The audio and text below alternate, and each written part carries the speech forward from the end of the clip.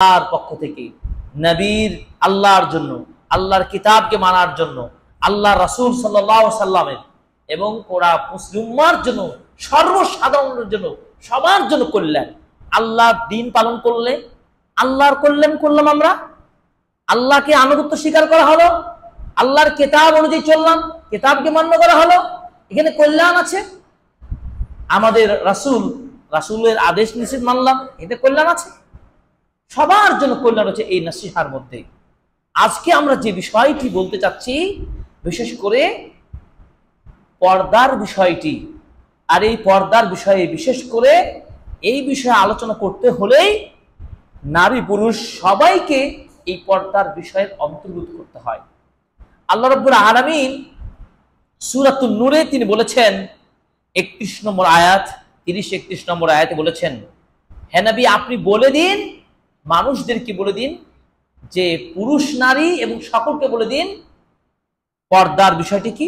আকুল্লিল মুমিনাতি ইয়াগুদুনা মিন আবসারিহিন্না, তাদের দৃষ্টিগুলো যেন অবনত করে, ওয়া ইয়াহফাযনা ফুরুজাহুন্না, তাদের লজ্জাস্থান হেফাজত করে এবং তাদের সৌন্দর্যকে যেন প্রকাশ না করে।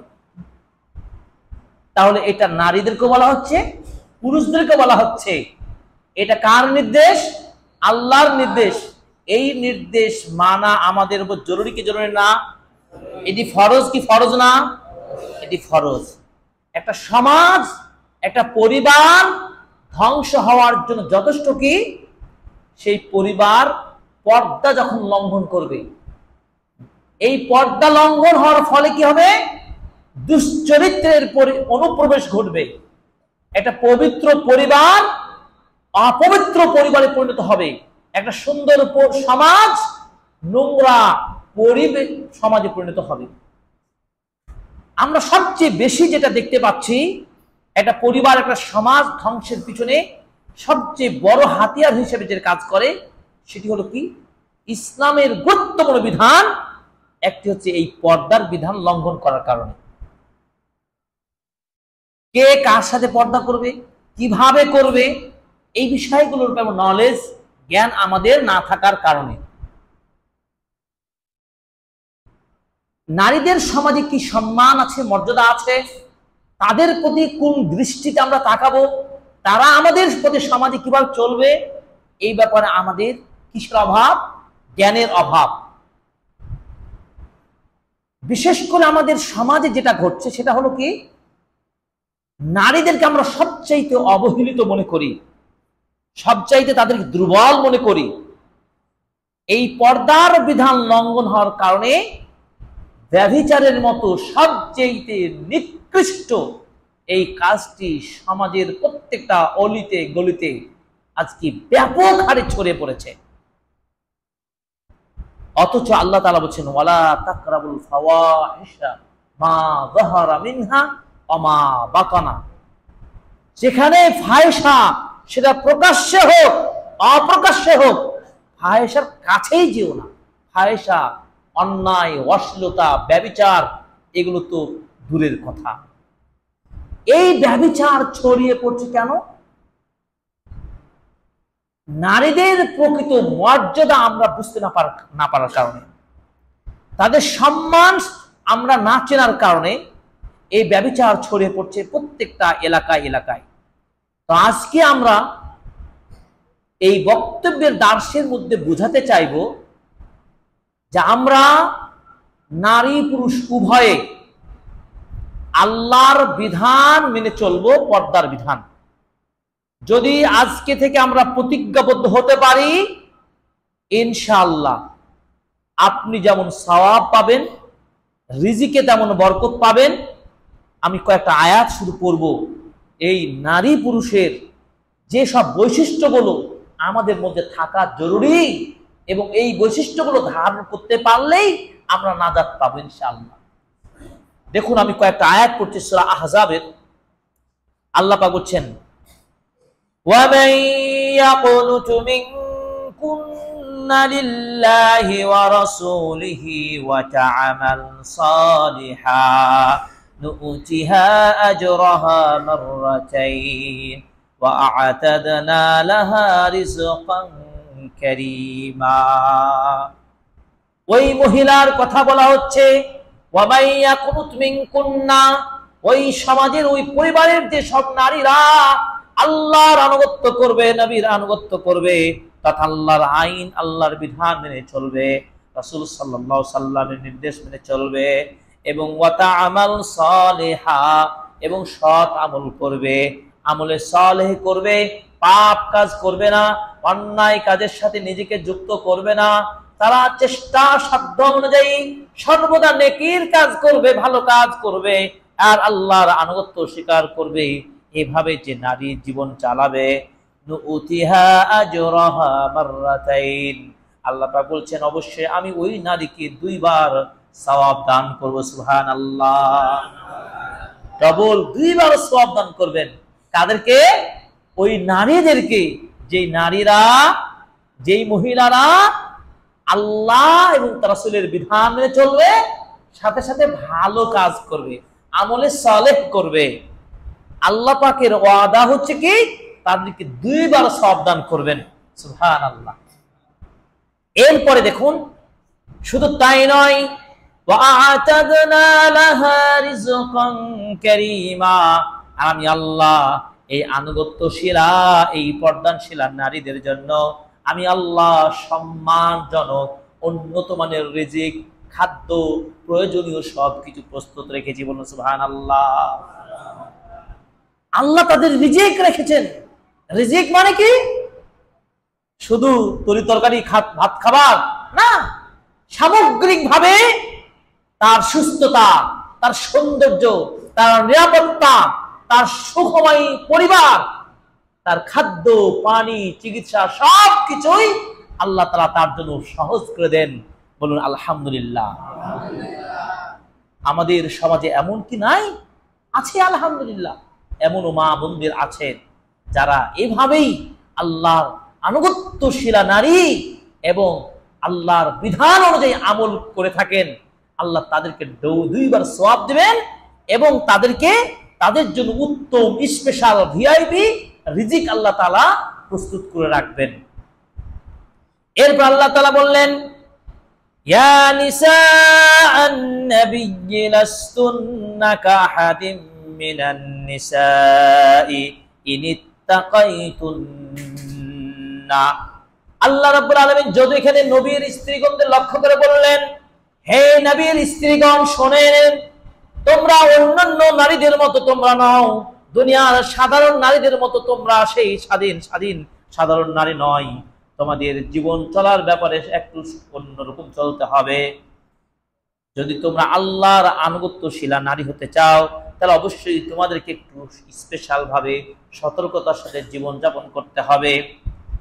এই জায়গা থেকে শিক্ষা নিতে হবে, আল্লাহ স্বয়ং আদর্শর জন্য আল্লাহর নবীর স্ত্রীগণদেরকে তিনি বিশেষ যত্নের সাথে জীবন চলার জন্য নির্দেশ দিলেন এবং তিনি তাদেরকে এইভাবে পরামর্শ দিয়ে উপদেশ দিয়েছিলেন, ফালা তাখদাআনা বিল কাউল, হে মহিলারা যখন তোমরা কথা বলবে অবশ্যই নরম সুরে কথা বলবে না।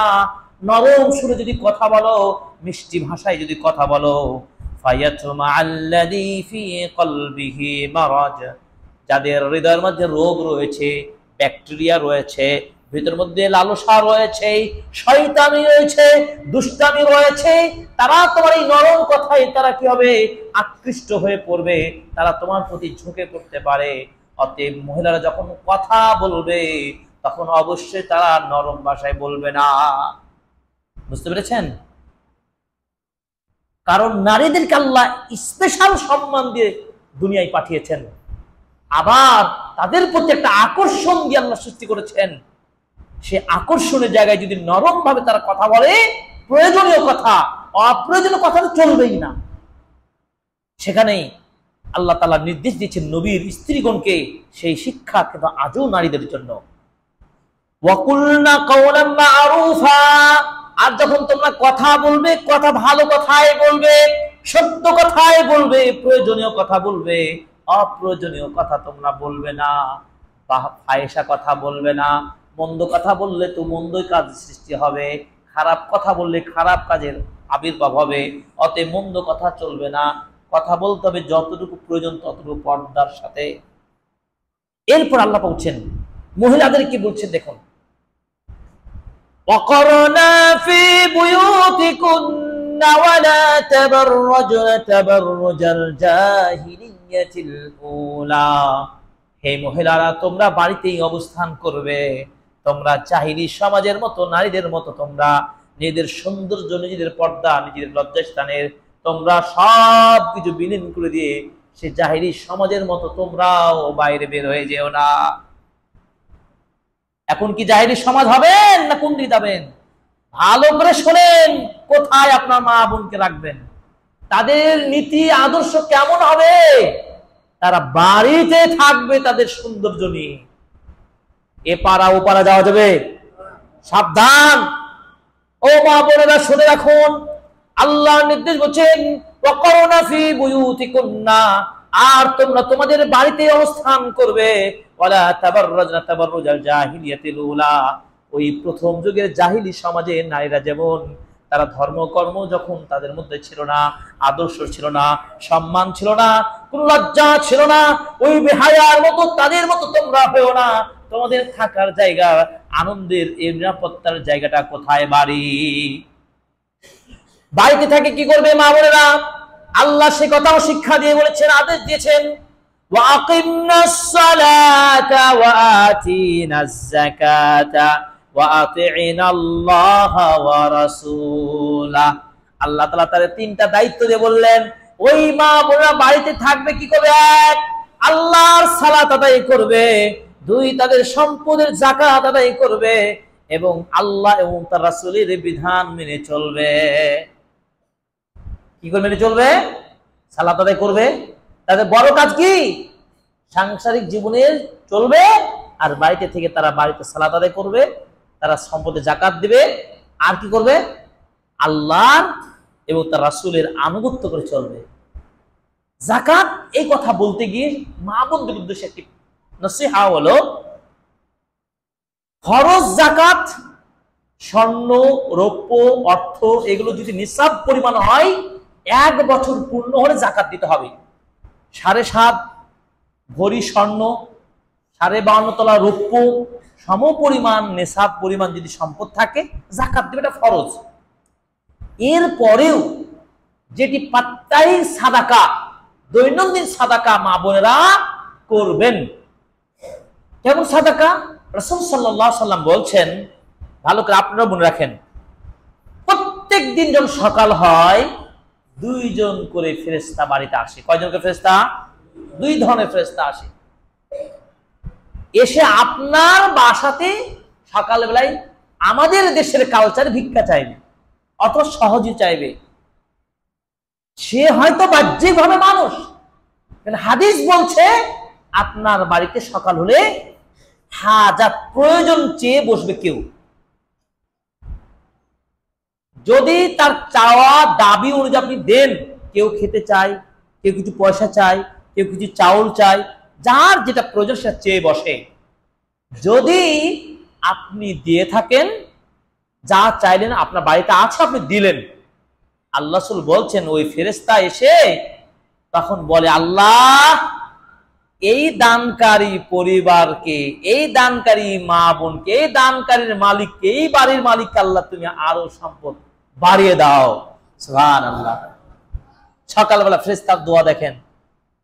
আবার সাবধান, আবার কিছু মা বোনেরা আছে, আবার মুরব্বীরা আছে, কিছু বাড়ির লোকজন আছে, এই সকালবেলা ঝাড়ু দেয়নি তুমি চলে আসছো, কিছু নাই আজকে, যাও আজকে দেবো না, আগামী দিন আসবো, পরে দেবো, যাও, তাড়িয়ে দিল। আল্লাহর ফেরেশতা বলে, আল্লাহ তুমি তার সম্পর্কে ধ্বংস করে দাও। কোনটা নেবেন আপনি? এখন আপনার যা আছে ততটুকু দিবেন, বুঝিয়ে বলবেন, নারাজ করবেন না। এই কাজগুলো আমাদের মা বোনেরা, গ্রামের মা বোনেরা করেন, আলহামদুলিল্লাহ। আরো বেশি সতর্ক থাকবেন। জান্নাত যেহেতু টার্গেট আমাদের, অতএব মা বোনদেরকে আমরা বলতে চাই, ও আমার মা বোনেরা, আপনারা ঘরে বসে থেকে জান্নাত তৈরি করতে পারবেন, জান্নাতের প্রত্যাশী আপনি হতে পারেন। আপনি যদি সেই মাফিক চলেন, আপনার দ্বারা এত কিছু চাই না, যত কিছু পুরুষরা করতে পারে, ঠিক কিনা বলেন? বুঝতে পারেন নাই? পুরুষের কাজ পুরুষরা করবে, নারীরা নারীর কাজ করবে। আল্লাহর নির্দেশগুলো শুধু শুনে যান, একটু বুঝার চেষ্টা করেন। এরপর আল্লাহ তাআলা বলছেন, ইন্নামা ইউরিদুল্লাহু লিইয়ুযহিবা আনকুমুর রিজসা আহলাল বাইতি ওয়া ইউতাহহিরাকুম তাতহীরা। ওই মহিলারা বাড়িতে থেকে সালাত আদায় করবে, যাকাত দিবে, আল্লাহর বিধানে চলবে। আল্লাহ তাআলা এই নির্দেশ কেন আল্লাহ নির্দেশ দিয়েছেন? আল্লাহ তাআলা বলছেন, আল্লাহ তাআলা চান এই সব পরিবারের মধ্য থেকে ইউরিদুল্লাহু লিইয়ুযহিবা আনকুম রিজসা আহলাল বাইতে, বাড়ির মধ্যে সব আবর্জনা নাপাকগুলোকে বের করে দিতে চায়। ওয়াসওয়াসা, খারাপ শয়তানি কুকর্ম, যত খারাপ কিছু আছে সব কিছু দূর করে দিতে চায়। বান্দারা যখন, নারী হোক পুরুষ হোক, এরা যখন এইভাবে আমল করবে, সালাত আদায় করবে, যাকাত দেবে, আল্লাহর বিধান রাসূলের আনুগত্য করে চলবে, তখন ওই পরিবারে কোনো ভেজাল থাকবে? ভেজাল থাকবে? থাকবে না। কারণ সালাত সম্পর্কে আল্লাহ পাক বলেছেন, ওয়া আকিমিস সালাতা ইন্নাস সালাতা তানহা আনিল ফাহশাই ওয়াল মুনকার। আল্লাহ পাক বলছেন তুমি সালাত আদায় করো, কারণ সালাত এত গুরুত্বপূর্ণ ইবাদত যে সালাত আদায় করলে পাপ খারাপ কাজ সব থেকে আপনাকে রক্ষা করবে। আপনি রাতে পাপ করতে চান, আপনাকে সালাতের কথা স্মরণ করে দিবে, ফজর সালাত আদায় করতে হবে।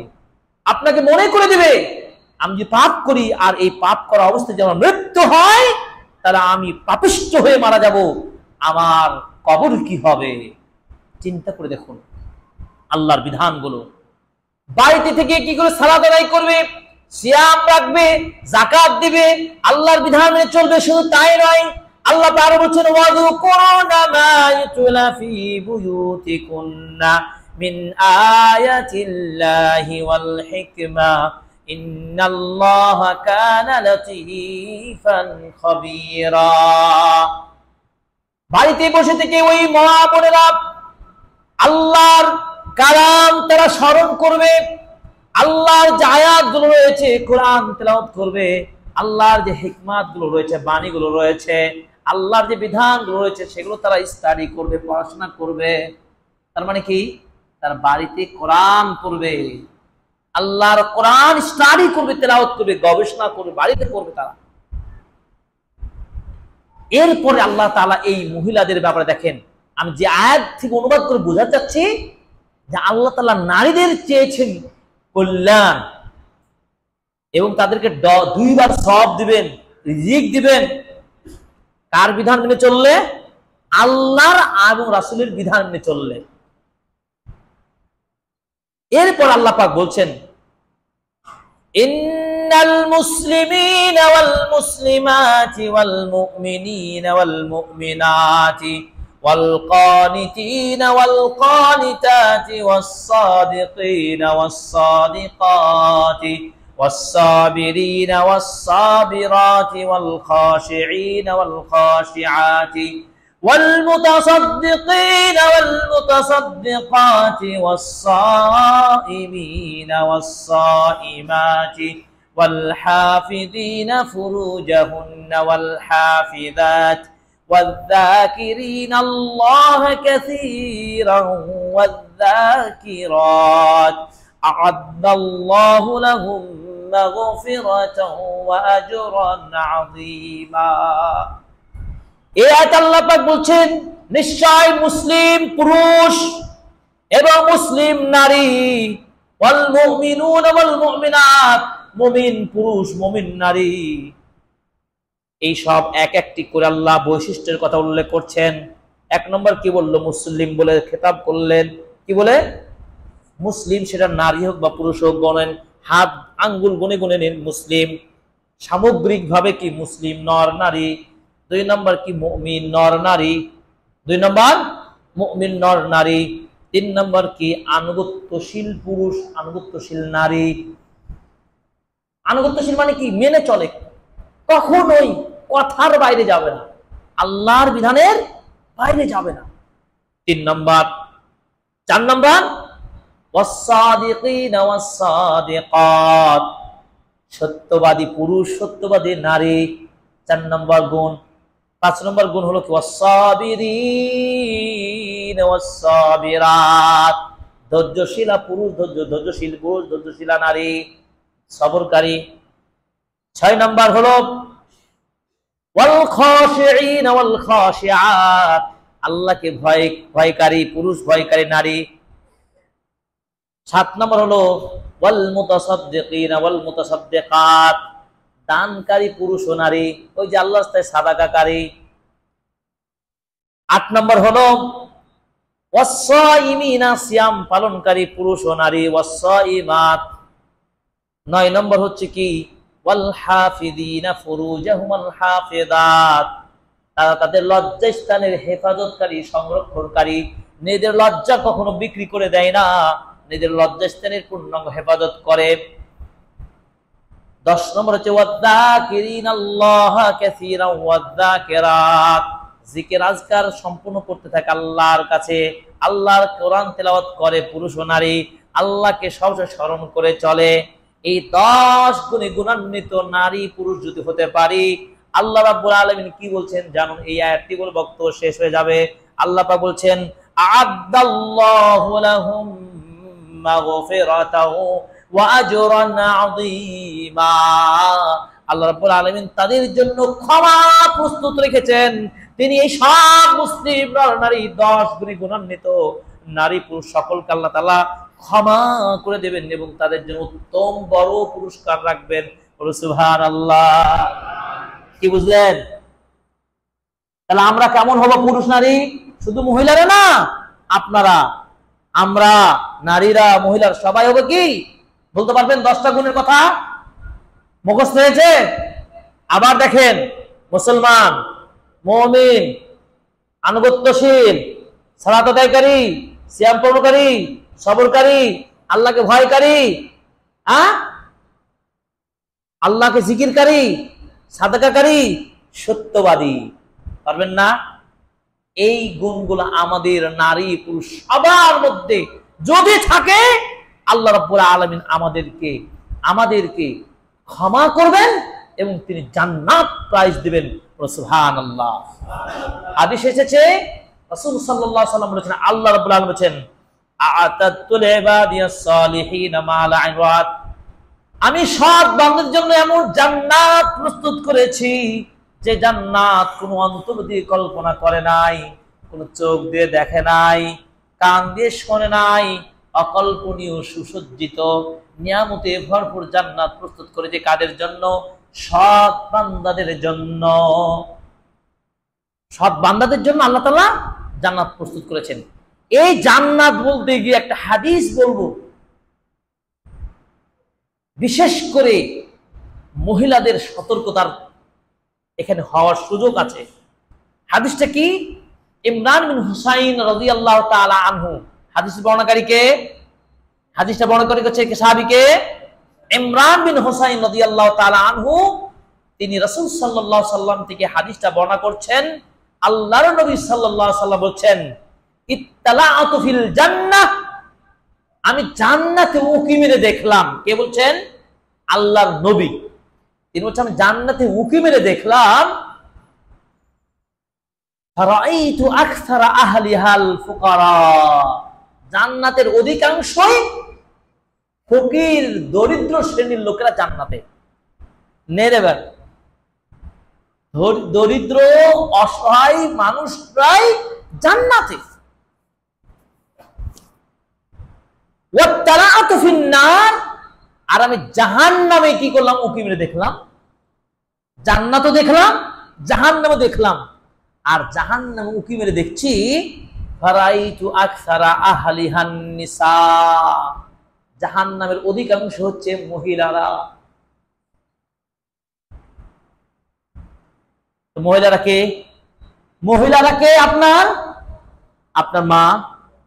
ভালো করে গুনেন, মহিলারা কে?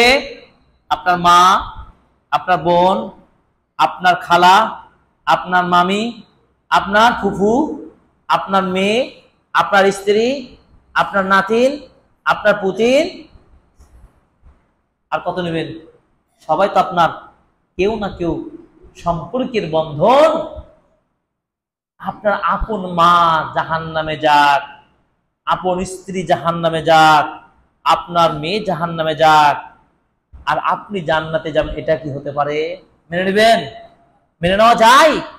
একই সাথে সংসার করছেন, আপনি হাজি গাজি ভালো কিছু করেন, স্ত্রীকে দিন শেখালেন না, তাকে ইবাদত করতে আপনি বাধ্য করলেন না, তাকে জান্নাত যাওয়ার মতো কাজ করতে সুযোগ দিলেন না, এটা কি অবিচার হবে না? অবিচার।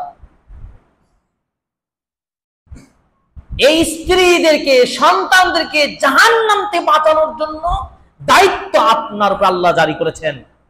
কোন সূরা? সূরা তাহরিম। আল্লাহ বলছেন, কু আনফুসাকুম ওয়া আহলিকুম নারা, তোমরা নিজেদেরকে এবং পরিবারের সদস্যদেরকে জাহান্নাম থেকে বাঁচাও। দায়িত্ব না? কিয়ামতের মাঠে আল্লাহ তাআলা আপনাকে প্রশ্ন করবেন, তোমার অধীনস্থদেরকে তুমি কি জাহান্নাম থেকে বাঁচাতে পেরেছো? তাদেরকে তুমি তাদের দায়িত্ব পালন করেছো?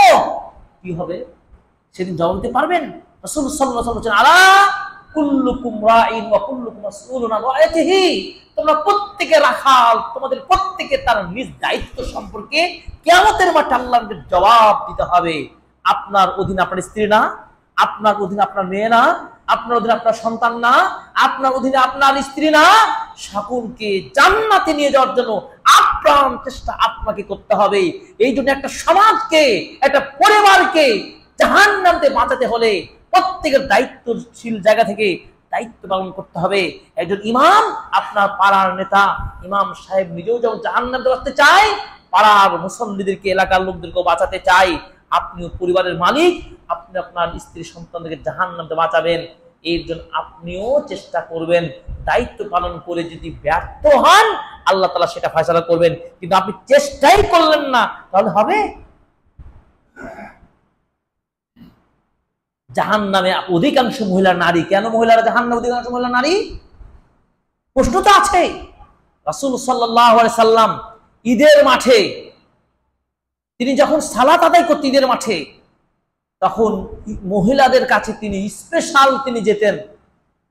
ঈদের মাঠে মহিলাদেরকে নামাজের জন্য রাসূল নির্দেশ দিয়েছেন। কেন নির্দেশ জানেন? ঈদের মাঠে যেহেতু এলাকার সর্বশ্রেণীর মানুষেরা খোলা মাঠে একসাথে নামাজের জন্য কি একত্রিত হয়, অভিভাবক, ছোট বড় সর্বশ্রেণীর, তাই বাৎসরিক দুইবার ঈদুল ফিতর, ঈদুল আজহা, এই দুই দিনের সালাতটা কোথায় পড়তে হয়? কোথায় পড়তে হয়? মাঠে পড়তে হয়। মাঠে সবাই একত্রিত হওয়ার নির্দেশ দিয়েছেন আল্লাহ তাআলা, আল্লাহ রাসূল সাল্লাল্লাহু আলাইহি ওয়াসাল্লাম। এই সালাতে যদি বৃষ্টি হয় কোনো কারণে মসজিদে নামাজ পড়বেন, কিন্তু মসজিদে নয়। ইসলাম বলে নারী পুরুষ সবাই পর্দার সাথে কি মাঠে নামাজ পড়বে। আপনাদের এলাকাতে হয়? হয় না? এই হয় না? মহিলাদের কি মাঠে নামাজ হয়? নো, জায়গার অভাব। রাসূল সাল্লাল্লাহু আলাইহি ওয়াসাল্লাম হাদিস শুনেন, উম্মে আতিয়া রাদিয়াল্লাহু তাআলা আনহা বলছেন, আমারানা নবিয়ুনা সাল্লাল্লাহু আলাইহি ওয়াসাল্লাম বিআন নুখরিজাল আওয়াতিক ওয়া যাওয়াতিল খুদুর। উম্মে আতিয়া রাদিয়াল্লাহু তাআলা আনহা বলছেন, রাসূল সাল্লাল্লাহু আলাইহি ওয়াসাল্লাম বলেছেন, আমাদেরকে যুবতী পর্দানশীলা মেয়েদেরকে ঈদের মুসাল্লায় বের করে নিয়ে যাওয়ার নির্দেশ দেওয়া হয়েছে। নির্দেশ মানবেন না, আপনি ছাড়বেন? আপনি যে একটু আগে বললেন যে আল্লাহ তার রাসূলের আনুগত্য করব, আনুগত্যশীল হলে জান্নাত আপনার জন্য, তা আনুগত্য করবেন না, বিধান মানবেন না।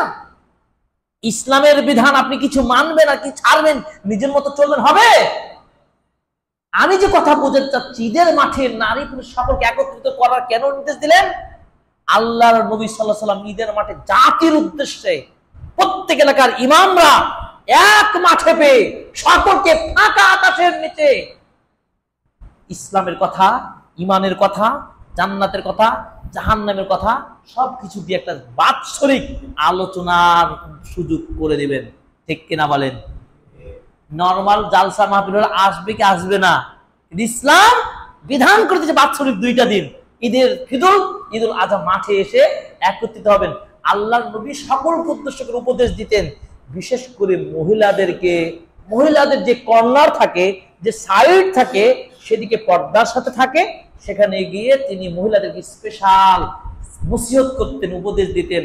ও মা বোনেরা, তোমরা বেশি বেশি সাদাকা করো, সাদাকা করে করে তোমরা আল্লাহর কাছে ক্ষমা চেয়ে জান্নাত অর্জন করো। এই জন্য মা বোনদেরা বেশি বেশি সাদাকা করবেন এবং তাদেরকে পুরুষরা আপনার সুযোগ করে দিবেন। সাদাকা করলে কি হয়, ওই যে ত্রুটি বিচ্ছুতি গুলো কাফারা হয়ে যায়। কেন বেশি মহিলারা জাহান্নাম বেশি? তার কিছু কারণ আছে। তার দুইটা কারণ কি? এক হচ্ছে মা বোনেরা প্রচুর কি হয়, স্বামীর এত কিছু পেয়েও অকৃতজ্ঞশীল হয়ে যায়। যদি কোনো কারণে এবারের ঈদের পোশাক দিতে না পারেন, আপনার স্ত্রীকে প্রতি বছর কাপড় দিয়েছেন, পোশাক আশাক যা আছে তাই দিয়েছেন, খাদ্য পানি সব দিয়েছেন, কিন্তু এবার হাতের অবস্থা ভালো না, আপনি স্ত্রীকে বলেছেন অথবা বলেছেন যে এবারটা সবর করো, আগামীতে দেব। স্ত্রী সাথে সাথে বলবে, তোমার কাছে কোনো বছরে একটা ভালো পোশাক পেলাম না, বলে কি বলে না? এই যে মা বোনেরা একটা ধৈর্য হারা হয়ে যান, খুব দ্রুত ধৈর্য হারা হয়ে যান, বলে দেন এটা যে স্বামী যে বিগত বছর প্রতি বছরও যে দিয়েছে ওটা আর ভুলে গেছে, ওটা অস্বীকার করে বসলো। এটা তার মানে কি মা বোনদের কি যত্নশীল হতে হবে, কি হবে না? সবরকারী হতে হবে। যে 10টার মধ্যে একটা সবরকারী হতে হবে, ধৈর্যশীল হতে হবে। এটা মা বোনেরা করে বসে থাকে। আর একটা কি জানেন, খুব দ্রুত লানত করে বসে থাকে। একটু কি হয়, উমুকের বাপে তুমুকের লানত বর্ষিত, বলে কি বলে না? আমার সন্তানের কসম, উমুকের কসম, তুমুক, মানে এক কথা ফায়সা, এই ভ্রান্ত কথাগুলো খুব দ্রুত করে থাকে। পরস্পর মধ্যে গীবতটাও খুব বেশি করে। মা বোনরা যখন এক জায়গায় একত্রিত হয়, তখন তাদের গোপন আলাপগুলো পর্যন্ত তারা ফাঁস করে দেয়, বলে দেয়। কারণ তাদের বিবেক শক্তি খুবই লো। তুলনামূলক ভাবে কি আল্লাহ তাআলা তাদেরকে একটু ব্রেনটাকে, বিবেকটাকে কি করেছেন, কমিয়ে দেওয়া হয়েছে। এই জন্য মহিলাদের সাক্ষী গ্রহণের ক্ষেত্রে একজন যথেষ্ট নয়। কয়জন? 2 জন। একজন পুরুষ, তাতে মহিলা হবে 2 জন। ইসলাম এভাবে সাজিয়েছেন। এদিকে তাই বলি ইসলামের নারীদের সম্মান কমানো হচ্ছে তা নয়, এটা সৃষ্টিগত ভাবে ওরা তৈরি। মহিলাদের সম্মান অনেক উঁচু জায়গায়, তাদেরকে মাঠে ঘাটে খাটতে বলেনি, তাদেরকে বাড়িতেই দিন পালন করতে বলা হয়েছে। এইভাবে যদি চলে, আমাদের মা বোনেরা নাজাত জান্নাত পাবে এবং চেষ্টা করবে। আল্লাহ তাআলা আমাদের সকল মা বোনদেরকে সে তৌফিক দান করুন, আমিন। তো আপনাদেরকে আমি যে কথাগুলো বোঝাতে চাচ্ছিলাম, যে দিন দিয়ে কথা শুরু করেছিলাম, দিন পালনে আমাদের অনীহা চলবে না এবং আমাদের কি চলবে না, নিজের মতো করে দিন পালনের চেষ্টা করলে হবে না। আল্লাহ তাআলা দেখেছেন পর্দার ব্যাপারে কি বলেছেন, দেখেন সূরা আহজাবের 59 নম্বর আয়াতে আল্লাহ বলেছেন, ইয়া আইয়ুহান নাবিয়্যু কুল লিআজওয়াজিকা ওয়া বানাতিকা ওয়া নিসাইল মুমিনিনা ইদুনিনা আলাইহিন্না মিন জালাবিবিহিন্না যালিকা আদনা আন ইউরাফনা ফালা ইউযাইনা ওয়া কানা আল্লাহু গফুরুর রহিমা। আল্লাহ পাক বলছেন, হে নবী আপনি বলুন আপনার স্ত্রীদেরকে, মহিলাদেরকে বলুন, আপনার মেয়েদেরকে বলুন এবং সকল মুমিন নারীদেরকে বলুন, কি বলুন? ইদুনিনা আলাইহিন্না মিন জালাবিবিহিন্না, তারা যেন তাদের গায়ের পোশাকটা যেন কি করে, নামিয়ে দেয়, ঝুলিয়ে দেয়। পোশাক যদি আপনি তুলে নেন, মাথার কাপড়টা যে আপনি ফেলে দেন, গায়ের পোশাকটা যদি আপনি সাইড করে ফেলে দেন, পূর্ণাঙ্গভাবে আপনার শরীরটাকে আবৃত না করেন, তাহলে কি হবে? পর্দা রক্ষা হবে? হবে না। তাই আল্লাহ রাসূলকে আল্লাহ বলছেন, আপনি বলে দেন আপনার স্ত্রীদেরকে, আপনার মেয়েদেরকে, সকল মুমিন নারীদেরকে, তারা যেন তাদের চাদরের অংশটাকে তাদের শরীরের উপর দিয়ে আবৃত করে দেয়, যেটা বোরখা বলছে। পুরো মাথা থেকে নিয়ে একেবারে শরীরের পায়ের নিচা পর্যন্ত তারা আবৃত করে দেবে। সামান্য এক অংশ তাদের ফাঁকা থাকবে, যেটি চোখের জায়গাটুকু যেটা থাকে, যাতে চিনতে পারে, আর বেশি না, নাহলে কষ্ট দেওয়া হবে। আল্লাহ তাআলা এই বিধান। এবার দেখেন সূরা আহাদের 36 নম্বর আয়াতে দেখুন, ওয়ামা কানা লিমুমিনিন ওয়ালা মুমিনাতিন ইদা ক্বাদাল্লাহু ওয়া রাসূলুহু আমরান, কোন মুমিন পুরুষ হোক অথবা মুমিন নারী হোক, যখন মুমিন নারী বা পুরুষকে লক্ষ্য করে আল্লাহ এবং রাসূল কোন বিধান ধার্য করেন, কি বিধান? কোন একটা বিধান বলে দিলেন যেখানে নারীও পালন করবে, পুরুষেরাও করবে, মহিলারাও করবে। এই নির্দেশ যখন আল্লাহর ওহীর বিধান চলে আসবে, তখন তাদের জন্য কখনোই বৈধতা নেই আইয়া কুনা লাহুমুল খিয়ারাতু মিন আমরিহিম, করলে হবে না করলে হবে, এরকম সুযোগ আর নাই। বুঝতে পারেননি? নিজের মতো করে আপনার কাটছাট করবেন অথবা বলবেন এটা আমার জন্য ভালো না, আমাকে এটা করতে হবে, আপনার মতো করে চললে হবে না।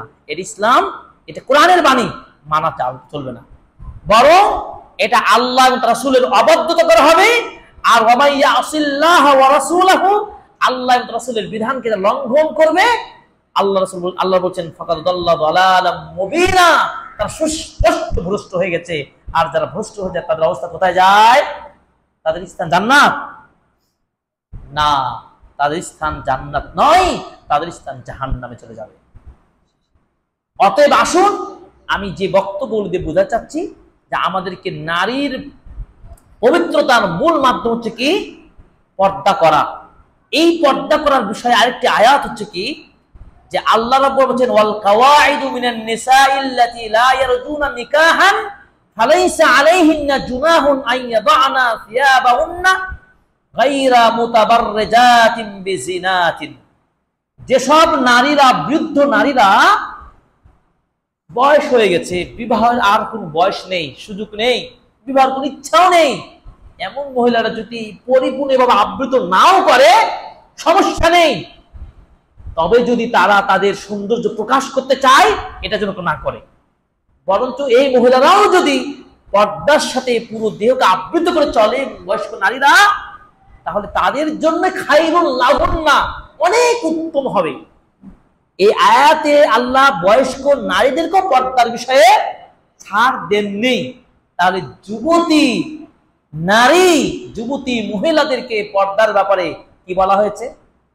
কোনোই ভাবে ছাড় দেওয়া যাবে না, কোনোই ছাড় নেই, বরং পর্দা লঙ্ঘন যারা করবে, যারা বেহায়ার মতো চলবে, পোশাকগুলো উলঙ্গ, পোশাক পরবে কিন্তু উলঙ্গ দেখাবে, চুলগুলো ছেড়ে চলবে, আল্লাহ রাসূল বলছেন কিয়ামতের দিনে তারা জান্নাতের ঘ্রাণটুকু পাবে না। কাসিয়াতুন আরিয়াতুন নাইলাতুন, হাদিসের শব্দ। আজকাল দেখছেন না কিছু নারী পুরুষ, নারীদেরকে দেখবেন জামা পরেছে কিন্তু আসলে উলঙ্গ দেখায়, তার দেহের প্রত্যেকটা শরীর দেখা যায়, চুলগুলো পুরো এলোমেলো, কোনো আবৃত নয়। এই নারীরা তো জাহিলি নারী না তো কে? আপনি বাবা মা সাবধান হয়ে যান, আপনার স্ত্রী ছেলে মেয়েকে এভাবে ছাড়তে পারেন না। পর্দা অবশ্যই আপনাকে মেনে নিতে হবে, চলতে হবে। মা আয়েশা রাদিয়াল্লাহু তাআলা আনহা বলছেন, পর্দার বিধান নাজিল হওয়ার পরে আর আমাদেরকে কোন সাহাবী কেউ দেখে নাই, মানে দেখার কোনো সুযোগ নেই, আমরা পরিপূর্ণ পর্দার বিধান করে চলেছি। এভাবে মহিলারা সেই যুগে, নবীর যুগে পর্দা করতেন কিভাবে? রাস্তা দিয়ে যখন পুরুষেরা হেঁটে যেতেন, বুঝতে পারতেন মহিলারা পুরুষেরা হেঁটে যাচ্ছে, তার সাথে সাথে মুখটাকে আড়াল করে নিতেন, বডি তো তারা শরীরটা তো আবৃত রাখতেন, মুখটাও ঢেকে নিতেন।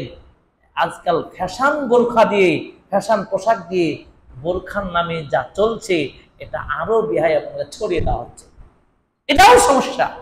আপনার মহিলাদেরকে যদি, বয়স্ক নারীকে যদি পর্দার ব্যাপারে গুরুত্ব দেওয়া হয়, তাহলে যুবতী নারীদের ব্যাপারে আরো বেশি সতর্ক করা হয়েছে। সেই সময়ে ফজরের সালাতে নারীরা আসতেন, তাও তারা বোরখা পরে আসতেন, কাপড় আবৃত করে আসতেন। সাহাবীগণ বলছেন আমরা চিনতে পারতাম না, খালি বুঝতে পারতাম যে ওই পাশ দিয়ে মহিলারা নামাজ পড়তে আসছেন, কিন্তু তাদেরকে দেখার সুযোগ নাই।